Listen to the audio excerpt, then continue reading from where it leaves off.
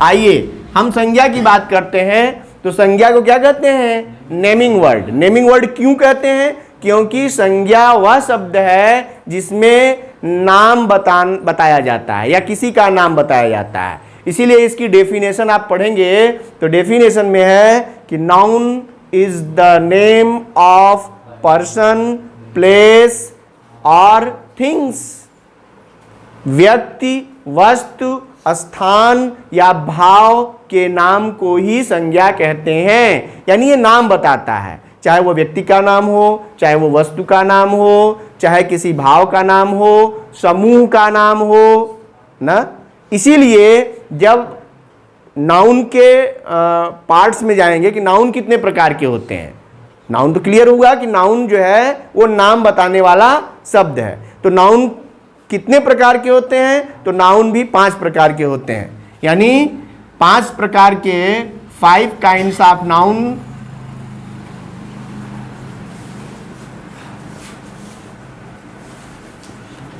Number 1 proper noun.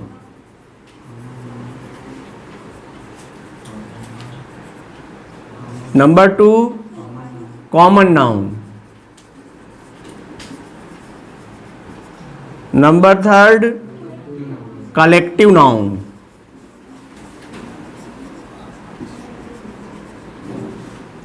Number 4 material noun.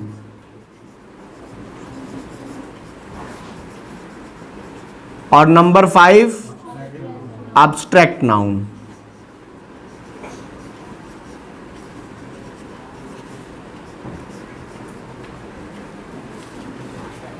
अब देखो इसको भी डिटेल समझने की जरूरत है कि प्रॉपर नाउन क्या है। प्रॉपर नाउन यानी व्यक्तिवाचक संज्ञा।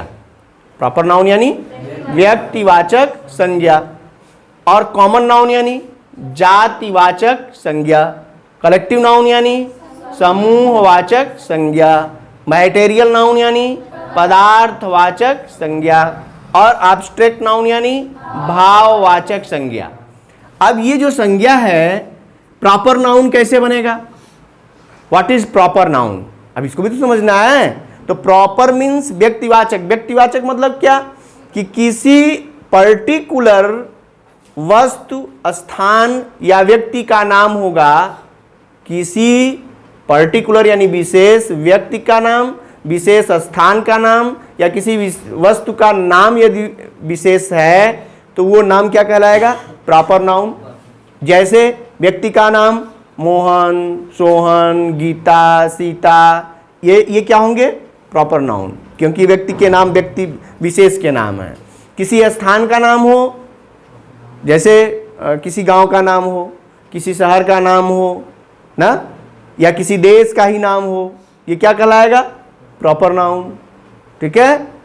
अब जैसे गांव घर में गाय हैं, उनका भी नाम रख दिया जाता है। अपने घर में आप कुत्ते पाल कर रखते हैं, उनका भी नाम आपने रख दिया है। तो जो नाम स्पेशल उसी कुत्ते का नाम है, तब वो क्या होगा? Proper noun. और दूसरा इसी से जोड़ दो, क्या है? Common noun. तो दूसरा जब कॉमन नाउन इससे जोड़ते हैं तो कॉमन यानी होता है जाति, यानी वो अब व्यक्ति नहीं रह गया या ये विशेष का नाम नहीं होगा, बल्कि वो एक जाति का नाम होगा। जैसे अभी हमने कहा कुत्ता, डॉग। डॉग क्या है? Common noun. कॉमन नाउन है तो अब वो डॉग है तो कॉमन है, यानी सारे कुत्ते जो हैं उन सबको क्या कहेंगे? डॉग। तो वो हो गया कॉमन। लेकिन उस डॉग का नाम यदि हमने कुछ रख दिया है, ट्रिकी जैसे एक नाम है कुत्ते का ना, ट्रिकी, तो ट्रिकी किसी कुत्ते का नाम है तो ट्रिकी कौन सा शब्द हुआ? Proper noun. और डॉग क्या हुआ? Common noun. ऐसे ही कोई काऊ है, हॉर्स है, बॉय है ना, गर्ल है, तो इन सबको क्या कहेंगे हम? ये कॉमन है। और इसी में किसी का पर्टिकुलर नाम हो गया तो जैसे विलेज कह दिया, कंट्री कह दिया, स्टेट कह दिया, ये सब क्या है? ये सब कॉमन हो गए। प्रॉपर क्या हो गया? किसी स्टेट का नाम हो गया उत्तर प्रदेश, किसी स्टेट नेशन का या कंट्री का नाम हो गया इंडिया है, तो वो क्या हो गया? ये प्रॉपर नाउन। यानी स्पेशली किसी का कोई नामकरण है तो वो है प्रॉपर, और यदि वो जाति का बोध करवाता है तो वो है कॉमन नाउन। बात समझ में आ रही है। इसी तरह तीसरे को देखिए material noun, sorry collective noun. Collective noun यानी समूहवाचक, जिसमें कोई एक व्यक्ति ना हो, किसी एक की बात ना हो, कई लोग मिल करके जब कोई चीज बना रहे हो या कोई वर्ड बन रहा हो जिसमें कई लोगों के मिलने से बनता है वो, तब उसे क्या कहेंगे? जैसे आर्मी, आर्मी यानी सेना। आर्मी क्या है? ग्रुप ऑफ सोल्जर्स, उसमें सैनिकों का समूह बनता है तब एक आर्मी तैयार होती है।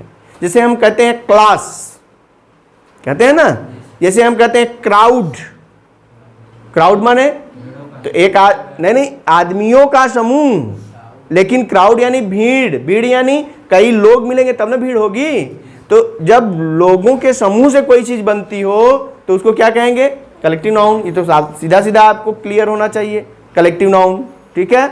इसी तरह मैटेरियल नाउन को देखिए। मैटेरियल यानी होता है पदार्थवाचक या सामग्रीवाचक।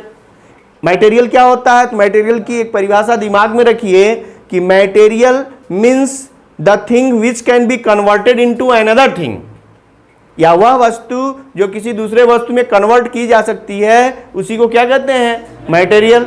इसीलिए मैटेरियल में सब आ गया, खाने पीने की चीज़ें आ गई, जैसे तेल, हाँ, चावल, अनाज हो गए ना, ये सब मटेरियल में आ गए ना, दाल, सब मटेरियल में आ गया। अब इस दूसरी तरफ वाटर यदि हम कहें तो वाटर भी क्या है? वो भी मटेरियल में आ गया, है कि नहीं है? दूध, मिल्क, ये क्या है? ये भी मटेरियल में आ गया। यानी क्योंकि ये दूसरे रूप में कन्वर्ट हो जाते हैं। इसके अलावा मटेरियल क्या हो सकते हैं? तो इसके अलावा मटेरियल यानी जैसे सैंड, बालू हो गया, ब्रिक, ईंट हो गई, है ना, ये जो घर बने हुए हैं, तो ये सब क्या है? ये सब मटेरियल में आ गए। दूसरा उसमें जो है वो, जैसे मटेरियल में क्या आएगा तो धातुएं, धातुओं को ले लो, जितनी धातुएं सब मटेरियल, क्योंकि वो एक दूसरे से, एक रूप से दूसरे रूप में बदल जाती हैं। जैसे आयरन हो गया, लोहे से हम बहुत कुछ बनवा लेते हैं, है ना।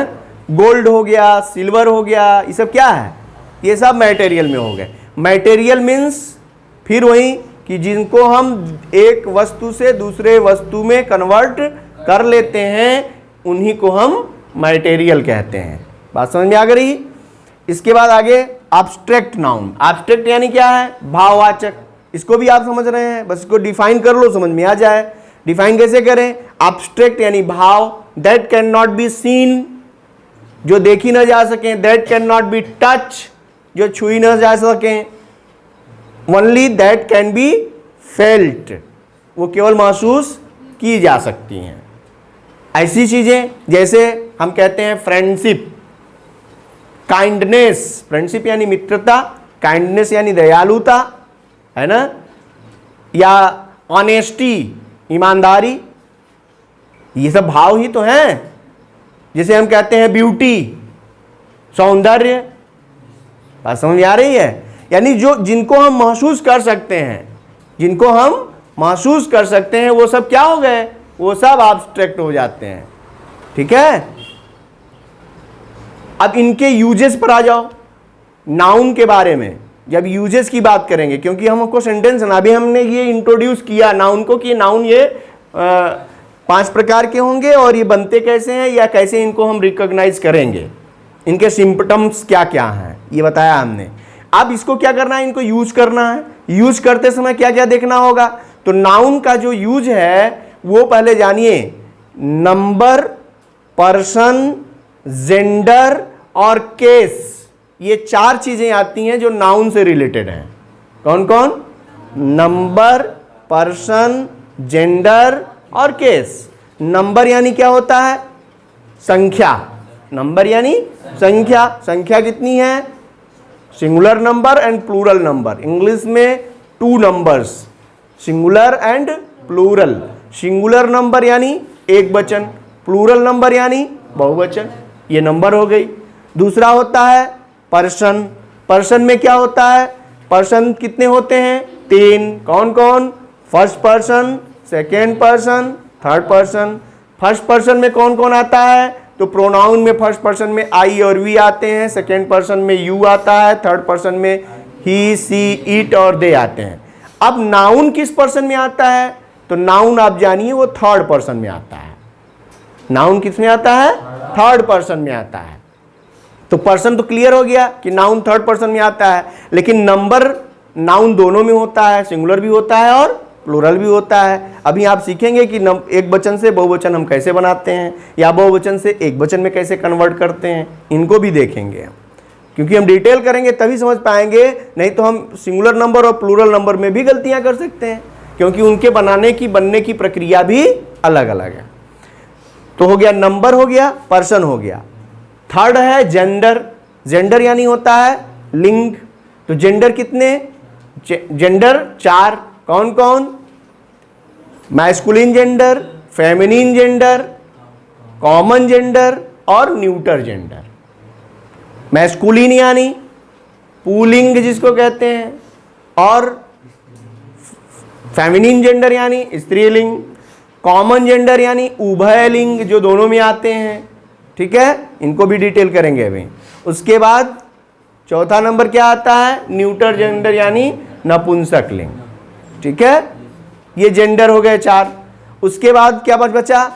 केस, कारक। Number, person, gender, case. चौथे नंबर पर कौन आया?